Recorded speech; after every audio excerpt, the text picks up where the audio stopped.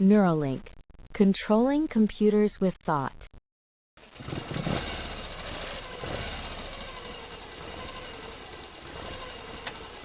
Hey you, yes you, the one listening this with your very own brain right now. Have you ever stopped to think about what's happening inside your head at this exact second? Your brain just took light bouncing off this screen, turned it into shapes, turned those shapes into words, and turned those words into ideas. All of that happened in a fraction of a second, and you didn't even have to try. Your brain is basically the busiest, most powerful computer you'll ever own. It sends and receives millions of tiny electrical signals every second to move your hand, to blink your eyes, to feel hungry, to remember your best friend's birthday. Now, here's the big question. What if your brain could talk directly to an actual computer? No hands, no keyboard, no mouse, just thoughts. That's exactly what a company called Neuralink is trying to build. Let's find out how. Neuralink is a company that builds something called a brain-computer interface, or BCI for short. Let's break that phrase down together, because it sounds fancier than it is. Brain, that's you, obviously. Computer, any digital device, like a laptop or tablet. Interface, just a fancy word for a way for two things to talk to each other. So a brain-computer interface is a device that lets your brain send messages straight to a computer, skipping right past your hands, your voice, and your eyes. Think about it this way. Right now, if you want to move a cursor on a screen, your brain sends a signal down your arm, into your hand, and your fingers push a mouse. That's a lot of steps. Neuralink's idea is to cut out the middle steps entirely. The brain signal goes straight to the computer. Neuralink's device even has a nickname. Elon Musk, the person who started the company, once called it a Fitbit for your skull. That's a fun way to picture it. A small, smart device that sits in your head instead of on your wrist. Before we get into the cool tech details, let's talk about why this matters, because that's really the heart of the story. Imagine you woke up tomorrow and you couldn't move your arms or legs at all. Maybe an accident or an illness damaged the part of your body that carries messages from your brain to your muscles. Your brain is still completely fine. You can still think, plan, dream, and want things, but the signal just can't get out. It's like being the smartest kid in class but having your hand tied behind your back so you can never raise it. This actually happens to real people. It's called paralysis, and there are conditions like ALSA disease that slowly affects the nerves. They can leave someone's mind sharp as ever while their body stops responding. Neuralink's very first goal isn't to give superpowers to healthy people. It's to give those people a new way to communicate and control their world, using only their thoughts. Let's open up the toolbox and look at the actual pieces that make this work. There are 4 big parts. 1. The chip, called N1, or the link. This is the brain of the operation, literally. It's a tiny device, about the size of a coin, roughly the width of a quarter. It's the part that gets placed under the skin, replacing a small piece of skull bone. Think of it as the control tower. 2. The threads coming out of the chip are ultra-thin wires called threads. They're so thin and flexible that they're actually thinner than a human hair. Some are even thinner than a strand of spider silk. These threads gently reach into the brain and sit near neurons, which are the tiny cells that carry electrical signals in your brain. Why so thin and flexible? Because your brain is soft, like jelly, and floats slightly inside your skull. A stiff, thick wire could injure delicate tissue. Thin, bendy threads move along with the brain instead of fighting against it. 3. The surgical robot. Here's something wild. Humans don't place these threads. a precision robot does, because the threads are so delicate and thin that no human hand could position them accurately or safely. The robot works almost like an incredibly careful sewing machine, placing each thread with robotic precision while avoiding the brain's blood vessels. 4. The app. Once everything is installed, a person uses an app on a phone or computer that listens to the wireless signal coming from the chip. The chip sends its data through Bluetooth-style wireless technology, kind of like how your headphones connect to a phone, except this connection starts inside a human brain. Let's walk through the whole journey a single thought takes. Step 1. A thought happens. Let's say a person wants to move a cursor to the right. Neurons in the motor part of their brain, the part responsible for movement, fire tiny electrical signals, exactly like they would if the person were about to move their real hand. Step 2. The threads listen. The ultra-thin threads sitting near those neurons detect these electrical signals. This is called recording neural activity. Step 3. The chip translates. The chip takes all that raw electrical noise and uses a computer chip and software to figure out the pattern.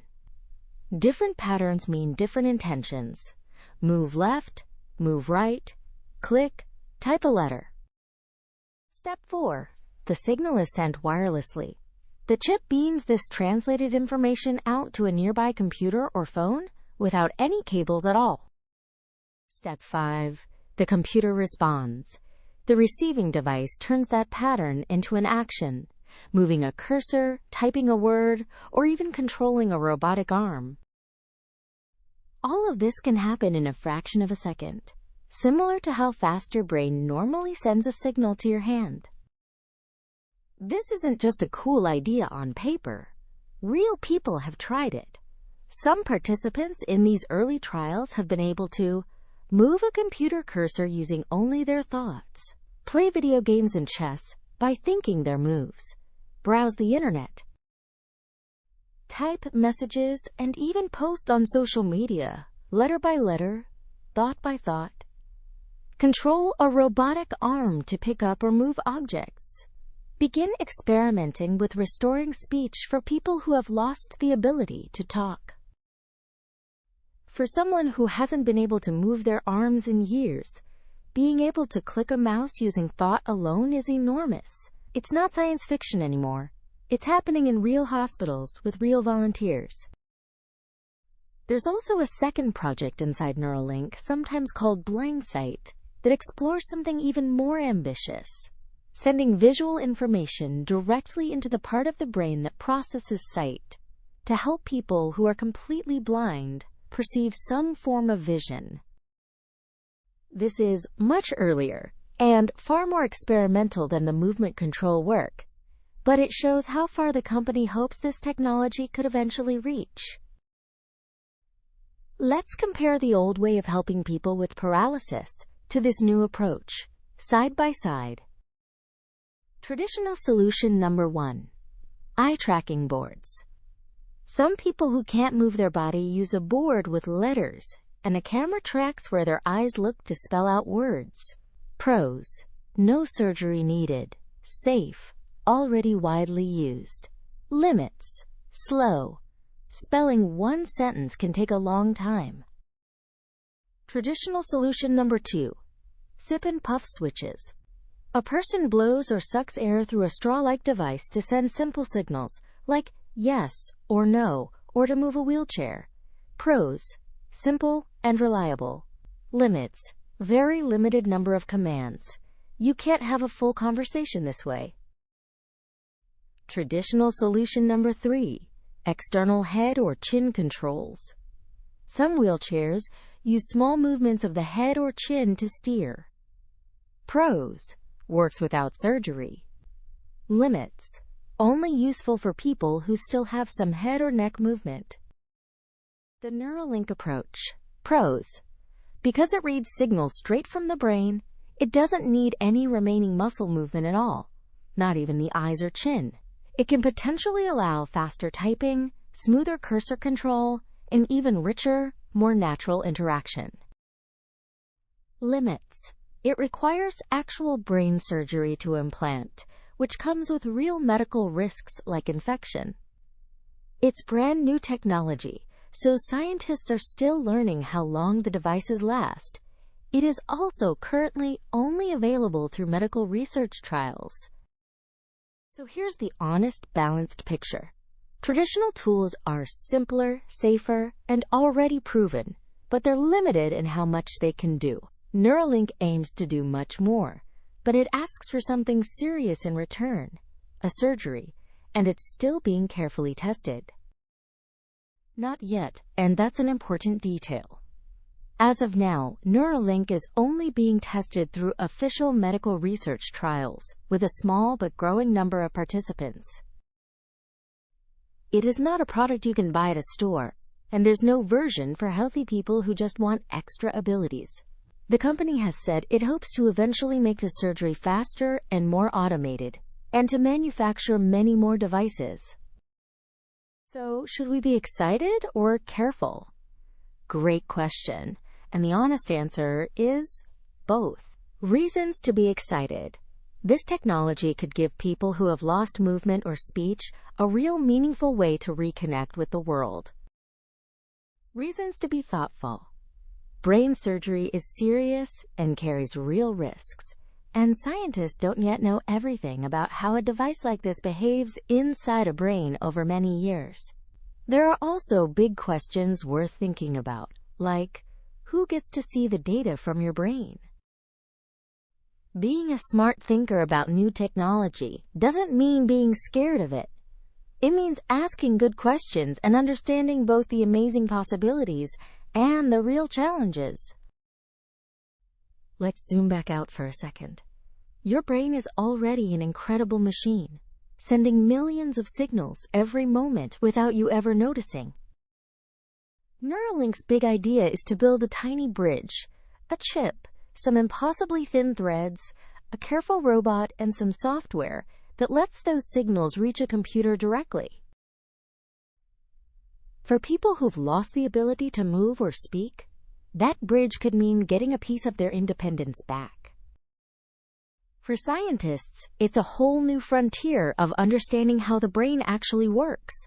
And for you, well, now you know a little more about one of the most fascinating pieces of technology being built in the world today. So next time you move your mouse, type a message, or scroll through a page, take a second to think about everything your brain just did to make that happen. Pretty amazing, right? The future is in your mind.